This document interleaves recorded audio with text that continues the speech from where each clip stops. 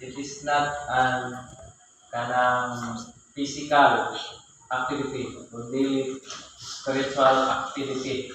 Ang physical activity is an exercise, trabaho, bughag-kahoy, tabo, bungag, anak. Pero isip mga Kristohano, mga kaigsunan, nagalinguhang bansayon nato ang atong kaugalingon sa Espirituhanon nga pinagwit. Kung isa niya na mao ang prayer. Amen? Praise God. Unsay gikinahanglan sa ato nga nasod mga kaigsunan sa atong kaugalingon. Pero kita ta muswag kung kaya ang plano sa Ginoo, the plan of God in Jeremiah 29:11 is to prosper us. Hindi yun na namakat ang pulong sa Ginoo. The plan of God is to prosper us. Prosper yun. Muswag yun ang mga Kristohano. But then, deserve na niyo makuha na siya nga dako kayo ng opportunity nga giyatay sa Ginoo, the requirements.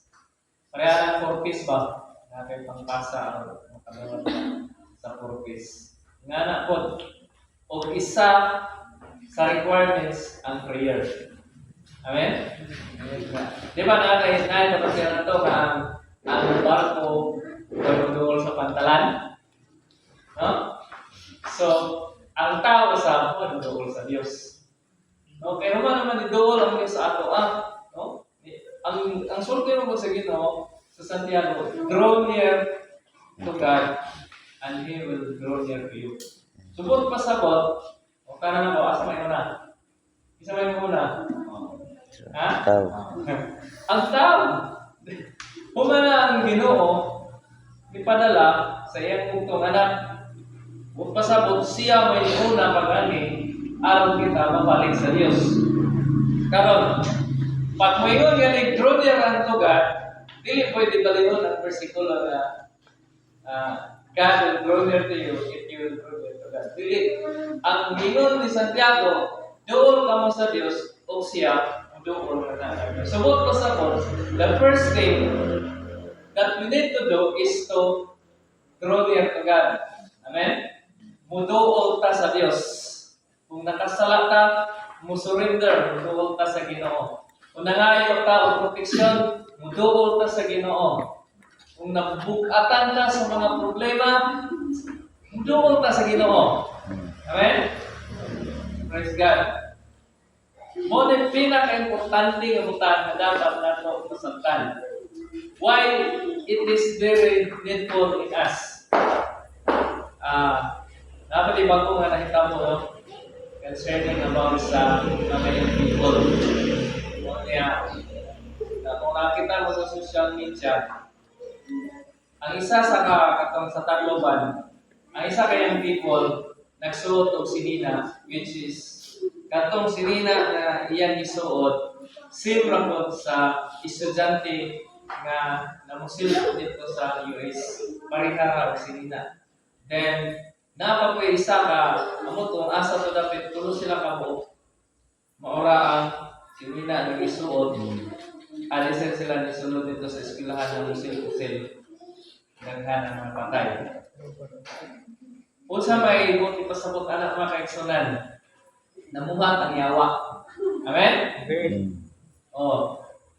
Pantay na mga Kristohano, kay bisan nakaingunta na atong mga faithful kayo na perminti sa simbahan, mutugtog mo dili mo baliban pagsantian, pero naaday silent kapag pamuhat ang yawa through sa social media. So, unsay nahitabo mga kaigsunan? Nahitabo ang patay. Na naman tungod kay dunay nagplano.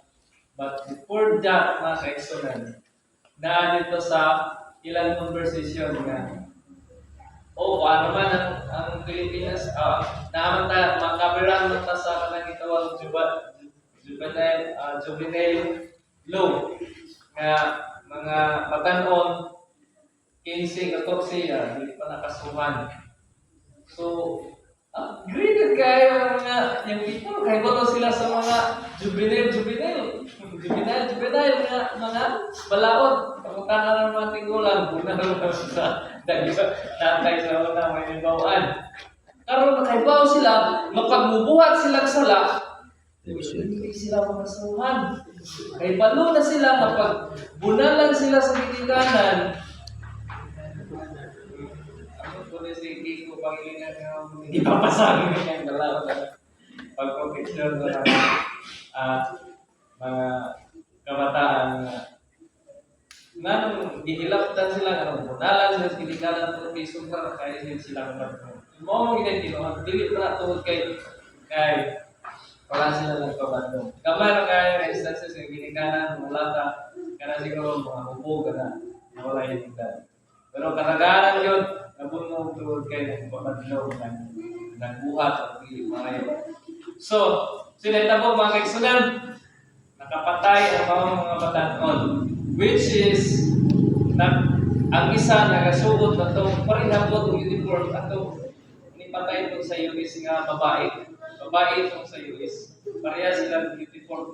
Kunyang nakapunta ito is German words. Kunya ang message is English is no mercy for majority. Walay kung kaluoy alang sa kadaghanan. So, dili siya maluoy sa mga tao na ilang pampatyon. So, muna ang one. So, spirit ni siya na nag-work out. Yes, may na ito may spirit, but literally, physically, namuhat yun ang yawa because there is a society, secret society, satanic society nga mag-programa nila ang pagpintal sa mga una-una sa mga batanunan, sa mga hindi maayong utang. Kunya may people, konsultihan mo, mga suko mo, dali ra kayo mo may post, tapos mo decide ayon mo nga ingana ng mga buhat ng mga dili maayo. Pero I just want to tell you, walay maayo nga padulngan ng mga buhat sa pagkadautan. Tanawa, kasi na 14 ang edad, so pag moabot ang 18, kasuhan na sila. Kaya preso sila, magka-preso nila, dito na sila magpangko sa sulod sa silda. Kaya mo siguro nila, umindot kayo ang sulod sa silda. Ako gani, pag jail ministry, panington mo gani ito rin. Lisod na kaano, ilang lisod ng mga tao, layan yung mga tinunawan, wala na kaibaw kung nabi. Tarong ka rin tawana, o maayon ka rin nasarong palibot, dapig ka rin sa kuha, kung magkagubot. Ako wala nang kasala, may sulod ko rito sa presuhan, nagwali ko sa pulong Milino, pero atong 17 years old ako sa Bayosyon, mangandoy na yung mga pagkapersonan o mangandoy na mong gawas. Una-una lang, kamusta pa man yung wali ng mga kauban. Ito kayo wali ng mga kauban, paggawas na ako, ang rayot na yun. Kahit nagwali mag-enrotre, gubot, pinagyanay na sulod. Kaya nun siguro huwag ka nang sayong kayo. Pero kapalo mo mag-ekstunan, na isa ka rason, nga lahi sa tanan mga rason. Ang ingon ni kailan na ba na ang mission is more than dili lang kini more than a corruption because it is a spiritual disease. Pasabot kini dili lang ni siya tungod sa mga tao nga nangaw sa atong nasod kundi isa ni siya ka espirituhanon nga sakit nga mo ni kuyanap sa mga tao. Why? Ano man?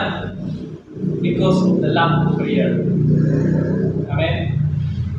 Wala na diha sa eksakto ng mga pag-ampo. Muampo lang sa prayer meeting.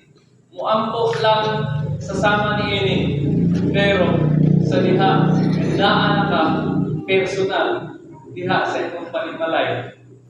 Hindi ang diretso na matulog na yung pagbukan mo, mata na pusunod pa ang magpusunod man. Kasi mag-importante nga dapat malibayon na yung kabuntag. Kaya sultihan na mo. Di na ka malibayon. Kung ugma buntaga, wala na kayo ginabuhi. Makahibaw ka karon. Nga ugma, kuhawa na ka sa Ginoo. Nay anghel ba mo yun? tagaan ka na ako 1 million karon gasto ha. Kaya ugma, kuwaon na ka. Malipay ka nila. Dili ka malipay because unsay mo ipasabot. Ang pinaka-importante is ang imong kinabuhi. Amen?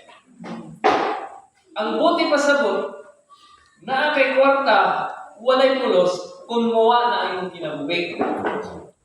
Busa, hindi pa sa buntag. Ayaw pagkusmon. Amen? Amen. Kaya naman, importante ang kinabuhi kaysa kwarta. Kay once na pa kay kinabuhi, napay bagong paglaom. Napay dako nga paglaom. Hindi kayo pagmatag. Wala na mga bruha na. Tungkol kay, sa pa na mga problema. Kundili, ikson, sugli sa kalipay nila sa mga pagampo. Once you pray, once you thank God, kalipayan mo kasing-kasing, kaya maka-istorya mo, hindi magbubuhat, then magsugod na lang ang kalipay sa iyong kinabuhi.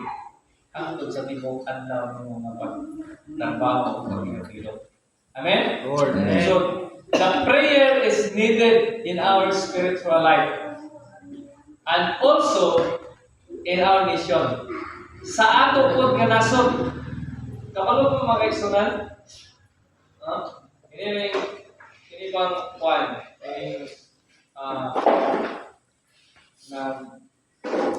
nangandoy ka